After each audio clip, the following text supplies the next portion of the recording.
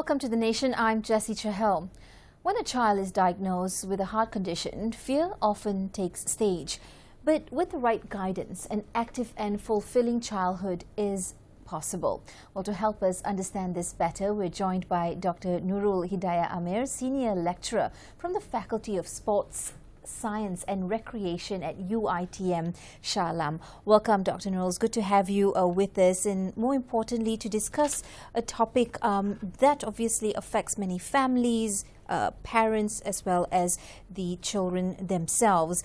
Now, from a guardrail perspective, if a child has been diagnosed with a heart condition, the first instinct of the caretakers, the family, the parents, are to act in a protective way or manner, to be a bodyguard, for lack of a better description, which is meaning to say to keep them away from a lot of the physical and outdoor and tiring activities that could make them pant or even sweat. But now doctors are saying that taking it on easy on the sofa, taking a step back, relaxing on the sideline, might actually be the riskier choice. Walk us through this. Right. Thank you for inviting me. I'm really honored to be here. But before I answer that questions, I just to clarify my roles here. I'm actually an academics in exercise physiology. I have a doctoral training in exercise physiology. So my specialty is actually in cardiac rehabilitation, particularly in physical activity and exercise for children and young people with congenital heart disease. So my focus is actually more on how the children with heart condition can move safely, and how the exercise can affect their body response, and how physical activity can support their long-term health. Okay, this is what happened, to answer your questions actually. But first, we need to understand the context first. So congenital heart disease is a structural problem of the heart or major blood vessels that present at birth. And we usually often heard these terms as jantung berlubang, right? So a hole in the heart. Yeah, a hole in the heart. But that is actually oversimplification when there is, in fact, a lot of types of CHD, and each of the types of CHD carries different weight, different impact on their growth, physical activity, and long-term health. The thing is, over the years, the technology has advances, and in medical, in heart surgery and post-operative care. So this has changed and leads to more than 80% of children that born with heart disease survive into adulthoods. So when they survive into adulthoods, so this is what happens. This is also the source for parents' fears, because these children are living longer. And when parents see their children survive heart surgery and long hospital stays, so I think the most natural response is to be protective, to be bodyguard for their children. And after repeatedly being told that you have to take it easy, you have to be careful for your child, and of course these fears are valid, and for the parents to feel that way. But the thing is, as the children's living more longer, which is a very good thing, it's just that they are no longer facing heart-related complications. They are now have different risks, or I would say added risk is lifestyle-related risk. Okay? Or they are facing now lifestyle-related disease risk. For example, diabetes, congenital cardiovascular heart disease. So these are the lifestyle-related diseases, and these diseases are largely related to lack of movement, lack of physical activity. So this is why living or sitting in the sofa is no longer a safe option. Okay, because prolonged inactivity can actually weaken their heart, weaken their muscles, and make their fitness drops, reduce their confidence, and of course exposing them to a bigger risk, a bigger healthy risk. So what would you recommend as some of the best practices or tried and tested ways to have these children out there? Of course, they want to be with their friends and regularly play and maybe go swimming and do all sorts of different activities outdoor as well. So what would be the recommended go-to ones? All right, before I can recommend what kind of activity, it's just that we need to understand the child's condition first. we need to have a conversation with the children, we need to have a conversation with the healthcare provider, and we need to understand, like I said earlier, different kind of heart disease have different impacts on their growth and physical activity, different responses. So we need to understand this first. But for children with congenital heart disease, for many of them, according to the recommendations by the international guideline, like European Society of Cardiology, American Heart Association, for these children, exercise doesn't mean that you have to go to the gym or everything. Yeah, you can just doing normal physical activity like walking, because kids like running around, jumping, they like to play around, explore. Yes. So let's just focus on activities that is enjoyable for the kids and age appropriate, so that they wanted to do more, they wanted to do by themselves rather than being forced to do something, to move. It's more like that. But before you start, you need to assess first. You need to talk with the child. You need to do some assessment to understand the condition. Right. And so just to get a little bit more accurate here, when we think of the heart like a car engine that's been sort of repaired, it makes sense then to take care of the car and drive it a little bit more slowly and, be a little bit more mindful. Why is exercising in particular the heart better? And what is it technically doing in the body to help the patient or the child? All right. I mean, yeah, the analogy, I kind of understand where this analogy coming from, a repaired heart. So it's normal when something has been damaged or repaired. So our first natural response is to protect it, to guard it. But the thing is, heart is not like any fragile object. So actually, heart is like muscles. Physiologically, it is a muscle. So like any other muscles, if we are not using it appropriately, so it will get weaker and inefficient over time. Okay, so what we see when children with congenital heart disease avoid doing physical inactivity, so it actually weakens their heart. So when we repair, the children is actually when they repair the heart, they're already undergone the surgery. So what we call it, the goal is not to leave the engine unused. So after you do some repairing, we don't want to leave it unused. We don't want to leave the car in the garage not using it. But we need to know whether the car or the engine can function properly, right? So we test it. We test it in a safe limit first. We start gently, we go slower. But now after a repair, I think the children is now have options. On some days it can go slower. On other days, it can go faster. So what matters is for the child is they now have choices. They have controls over their body, which is not fear. For children, that is, I think, more important. They want it to move. Absolutely. Children do want movement. The more, the better, of course. Now, what is the current situation for us here in terms of stats, in terms of some of the latest research and findings as well? Because, for mums and dads out there, they will be wondering as well, how can I tell the difference of my kid being just normally tired versus actually being dangerously tired because their heart can't keep up? Are we seeing some sort of upward trend? A little bit more about the numbers that we have here in the country. Right now, in physical activity, we are still missing the data in terms of physical activity and children with congenital heart disease. But I'm sharing with you what I've seen back in the UK, because I've scoured the literature based on that. Based on how can we see the differences?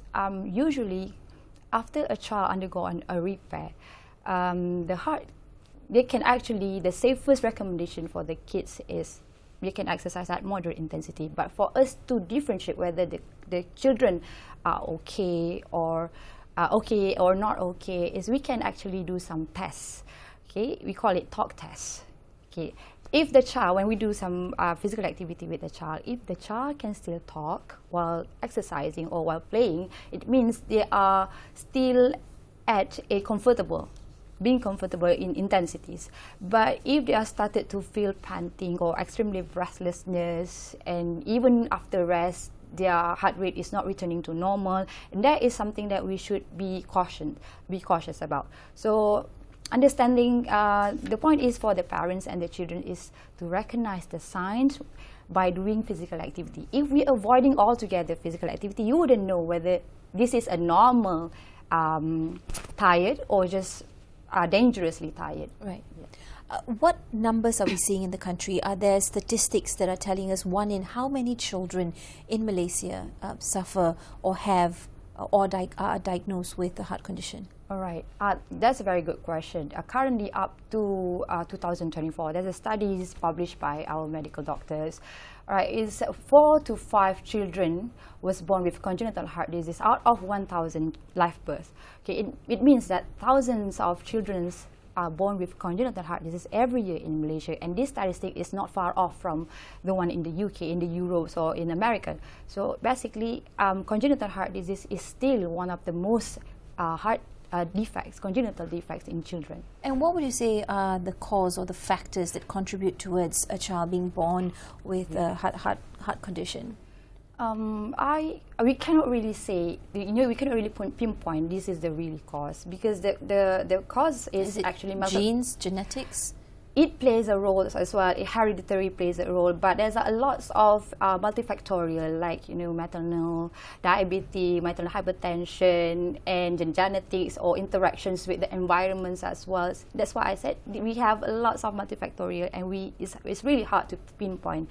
But one of the main reasons is inherited. It could be inherited. It could be suddenly happens in the family, but yeah, it's really multifactorial. Right, and as we look at how to work or the rules of the game, so to say, if one has a child that has been diagnosed with a heart condition, we talked a little bit about the talk test, but there's also the stress test that can be done, in a lab. For a mom or a dad, this is basically a safety check that tells us exactly how much revving or how much pushing or pumping a child's engine can handle before they are headed out for a strenuous activity. What is that sort of stress test like, and is this something that is a go-to for all parents to practice? Yeah, in simple words, I would say yes. Before we can prescribe, our exercise physiologist can prescribe any physical activities that related to appropriate for the condition. Yes, an assessment, exercise test or stress test is actually a safety check. That it is not scary actually. Back in the UK, I usually do a test we call cardiopulmonary exercise test, or CPET, and I think many of the hospitals in Malaysia also use the same test. So we use this. The CPET is actually a gold standard, that also a comprehensive, non-invasive, that allow us to observe the functions of the heart, the lungs, and the muscles during a graded exercise testing. So what we do actually, we ask the children with congenital heart to wear some equipment. We will measure their oxygen level, their carbon dioxide, and we want to see their blood pressure during their exercise. So we wanted to test them whether they can do at higher intensity, slowly, and we gradually increase the intensity. And usually we allow the parents to observe this. And I did ask this question to one of the parents after they see the children completed the test. How do you feel when you see your child actually did this? And their response is like they were surprised that they get to see their child completed the test, which is they never thought of it, they're really surprised. And the whole experience actually built confidence for their parents, for their families, that actually by moving, by doing activity, is an act that protecting the child, not by avoiding movement, but to train the heart to pump more efficiently, that trains the blood to deliver oxygen thoroughly, strengthen the muscles around the heart and everything. I want to come to the topic of smart watch or even fitness trackers. That's also quite the in thing, quite trending with kids these days. I agree.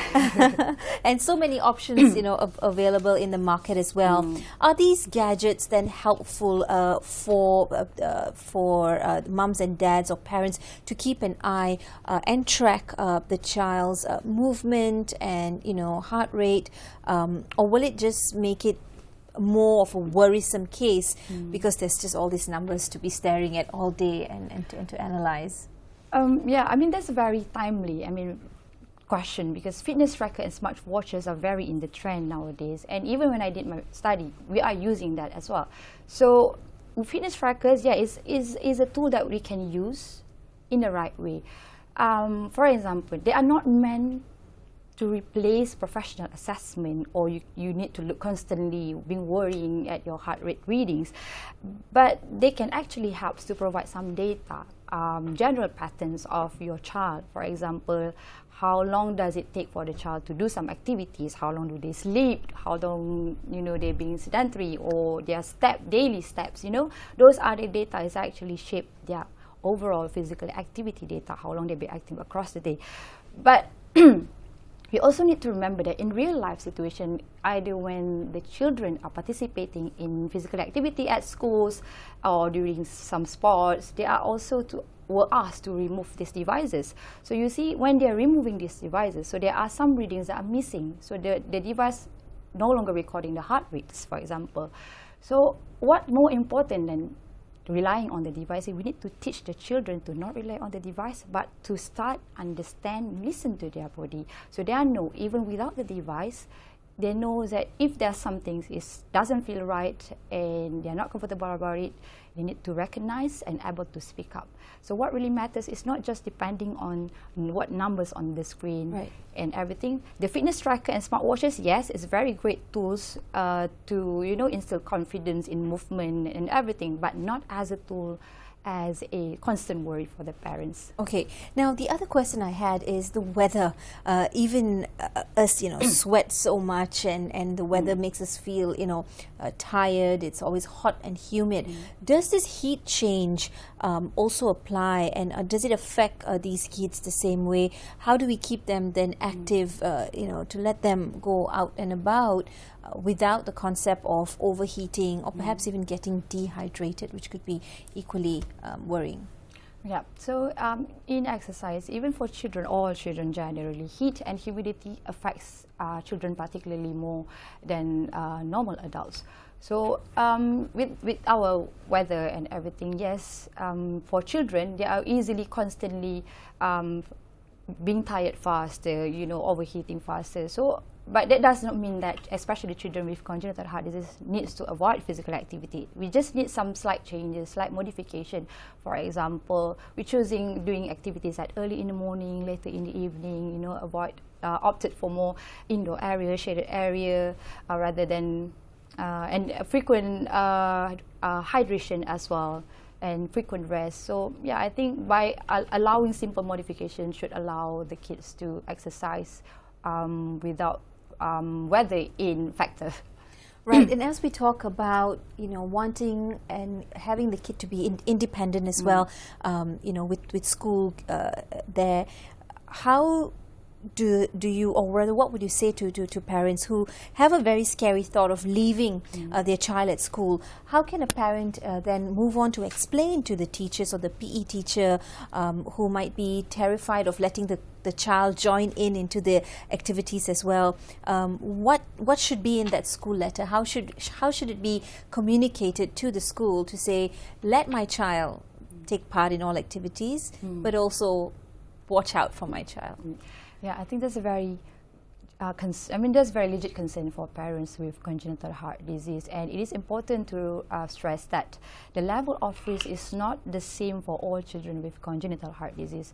And for many children with corrected heart disease or with repaired heart, so any activities at moderate intensity should be appropriate for them.